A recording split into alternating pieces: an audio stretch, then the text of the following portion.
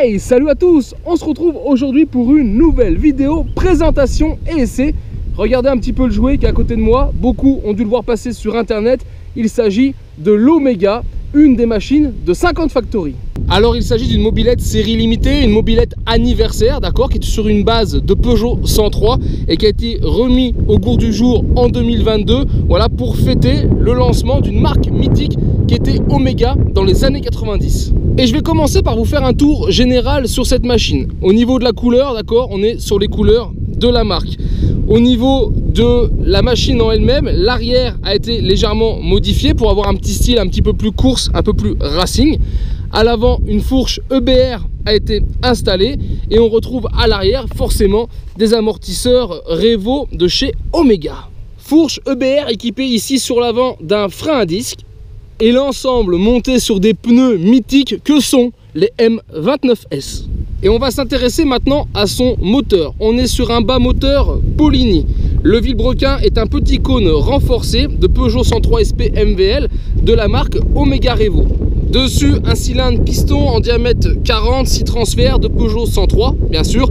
Et là, on est aussi sur le modèle, donc le modèle R, vous l'aurez compris, mais de chez Omega. Et c'est aussi le modèle Revo. Concernant le cylindre piston, ici, modèle AR, 40 mm, 6 transferts. Et c'est aussi la marque Omega Revo. On a dessus un allumage Italkit et pour faire fonctionner tout l'ensemble, il est caché là derrière avec son gros filtre à air rouge. Il s'agit d'un carbu Delorto PHBG en 19. Et allez, on va enlever la courroie, ce sera plus simple. Et voilà, ici, pareil, le petit variateur, je vais vous le tourner aussi de la marque Omega, les amis.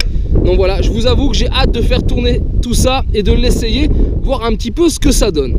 Pour accorder ce moteur, on retrouve dessus ce joli pot aussi Omega, d'accord. Donc là, voilà, vous l'avez compris, une série anniversaire, donc un maximum de pièces est monté en Omega. Les cale-pieds, par exemple, sont aussi des Omega, voilà, qui sont très jolis et très bien finis. Pour le confort, une selle Peugeot de couleur jaune. On a la petite barre de renfort ici EBR et au niveau du poste de conduite, on va retrouver des demi-guidons comme ceci chromés.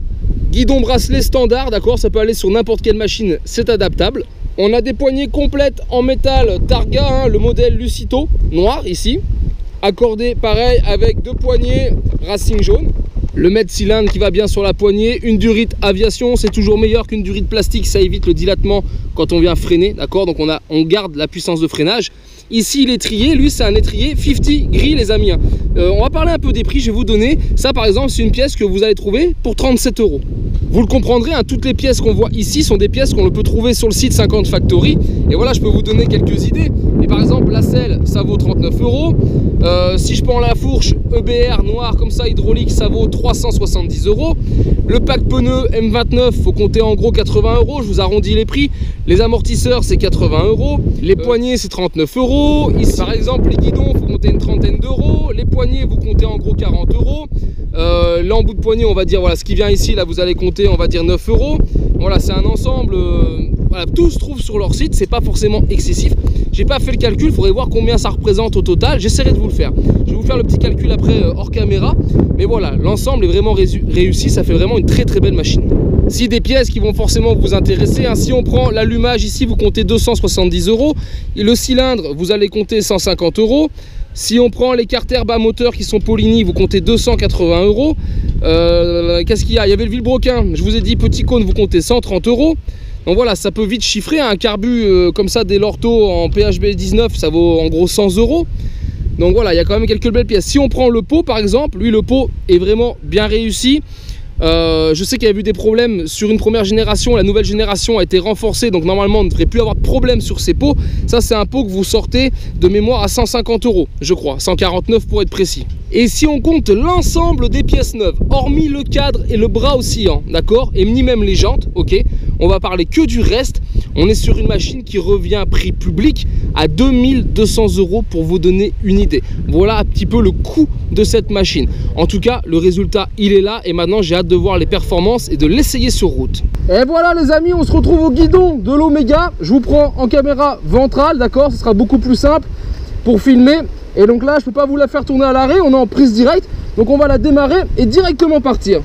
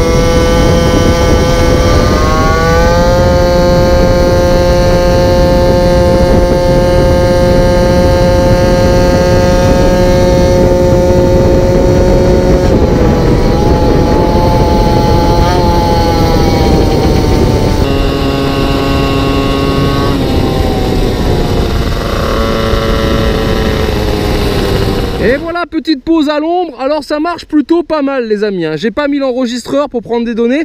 Ça marche plutôt bien. Moi je jouerai encore un petit peu sur le réglage du carbu. Je pense qu'il y a un petit truc à faire.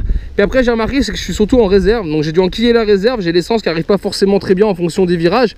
Donc j'ai peut-être même bien entamé la réserve parce que je suis parti sans avoir checké le niveau d'essence. Petite erreur de ma part. Mais voilà, ça a super bien roulé, elle marche bien. Il y a un super beau bruit, hein. L'Omega il chante vraiment bien. Je connaissais pas du tout. C'est le premier pot Omega que je vois monter, que j'entends chanter en réel. Et franchement bien. Vraiment très très bonne machine. Faut le dire quand même, très bien. Les suspensions arrière sont un peu fermes, mais je crois qu'elles sont réglables. D'accord, avec un petit système d'air ici. Donc voilà, moi je les ferai un chouille plus souple. Après ça dépend bien sûr des routes, hein. Sur circuit il faudrait avoir un petit peu plus dur. Et là c'est de la route où j'essaye, un peu de la route de campagne. Un tout petit chouïa plus souple, ça aurait été plus confortable à conduire. Mais sinon voilà, bonne machine, hein. Vous avez vu sur les images, ça marche vraiment bien. Ça chante très bien. Donc franchement du vrai régal. Et je vous ai pas fait voir ce nouveau casque les amis. Regardez, le casque assorti à la machine. Voilà, un petit peu néo-rétro avec la petite visière. Voilà, c'est un casque qu'on peut retrouver sur le 650 Factory. Voilà, moi je le trouvais plutôt cool. La couleur change un peu, donc voilà, je me suis dit dans le délire, en plus ça a sorti avec cette machine, autant se faire plaisir et mettre un casque jaune. Allez voilà les amis, je vais donc en rester là avec cette machine que pour la plupart vous aviez vu sur les réseaux, mais peut-être jamais vu rouler, ou encore même jamais vu présenter avec toutes les pièces qu'il y avait dessus. Donc voilà, j'espère que cette vidéo vous aura plu. Si c'est le cas, bien sûr, je t'invite à la partager et la liker. Et je te dis donc à très vite sur ma chaîne 100% mobilette Youngtimer pour d'autres vidéos, tutos et présentations. Et en attendant, ciao ciao.